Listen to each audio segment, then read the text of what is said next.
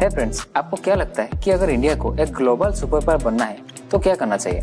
America Russia को follow करना चाहिए, या फिर चाइना से लड़ना चाहिए, या फिर पाकिस्तान से दोस्ती करना चाहिए? ये लास्ट वाला तो करना मुश्किल है। अगर हम कर भी लेते हैं तो हम सुपर पावर की जगह कुछ और बन जाएंगे। लेकिन कुछ ऐसे काम हम कर सकते हैं जिसको करने से इंडिया को एक ग्लोबल सुपर पावर बनने में कोई नहीं रोक सकता। आइए समझते हैं इसके बारे में।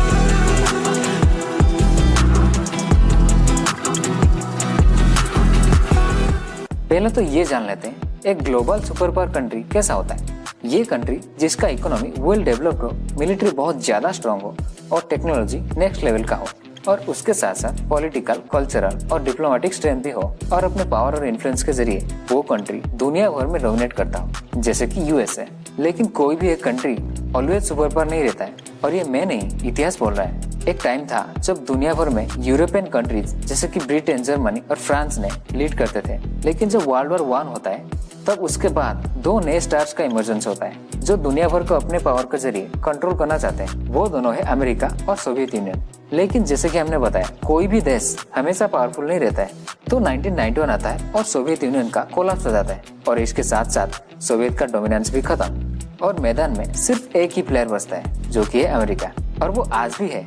लेकिन आज का टाइम कुछ बदल गया है, और आज चाइना अमेरिका को कड़ा टक्कर दे रहा है, बहुत मिलिट्री और इकोनॉमिक लेवल पे। लेकिन पावर दिखाने में हम भी कम है क्या?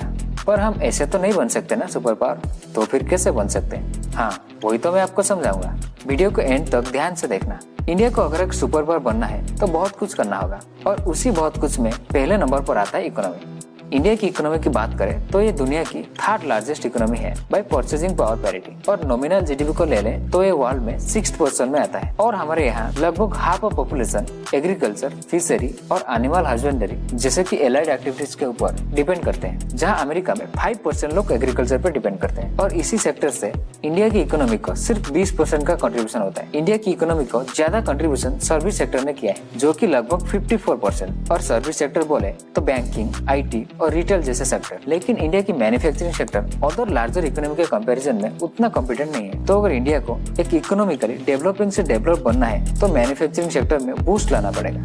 इंडिया को डोमेस्टिक मैन्युफैक्चरिंग बढ़ाने के साथ साथ फॉरेन कंपनीज के लिए भी अपने जमीन को तैयार करना होगा। लेकिन इसके लिए इंफ्रास्ट्रक्चर का बहुत ज्यादा मात्रा में डेवलपमेंट होना चाहिए, और अदर कंट्री के साथ एक्सपोर्ट इम्पोर्ट को भी बढ़ाना चाहिए।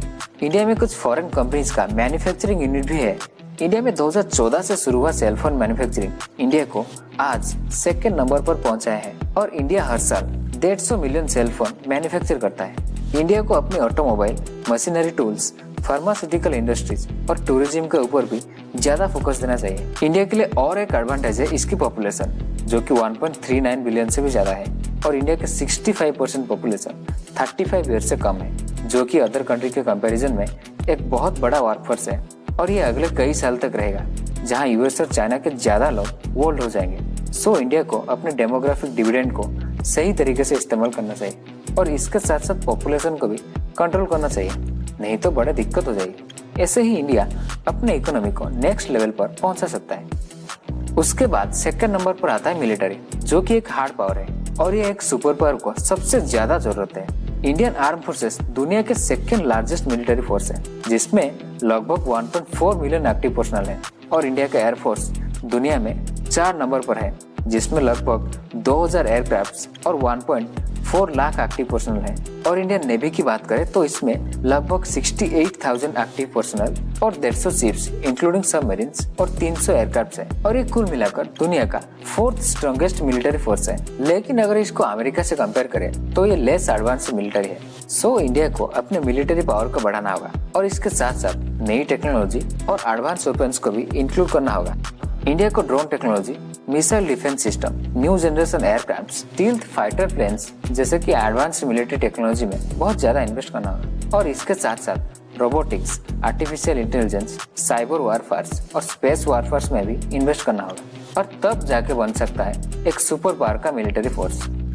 3रे नंबर पर आता है डिप्लोमेसी। इंडिया को दुनिया भर के देश के साथ डिप्लोमेटिक रिलेशन को अच्छा बनाना होगा और अपने नेबरिंग कंट्री के साथ भी डिप्लोमेटिक रिलेशन तगड़ा होना चाहिए, नहीं तो पड़ोसी पहले काटता है। डिप्लोमेटिक रिलेशन अच्छे होने से इंडिया को इंटरनेशनली सपोर्ट मिल पाएगा। इंडिया के लिए और एक प्रॉब्लम है टेररिज्म, जिससे इंडिया को बहुत अच्छे से काउंटर करना होगा और इसके साथ साथ चाइना की एक्सपेंशन को भी रोकना होगा। ये सब करके भी इंडिया अगर अपने लोगों के लिविंग स्टाइल को इम्प्रूव नहीं कर पाया तो सुपर पावर कैसे बनेगा।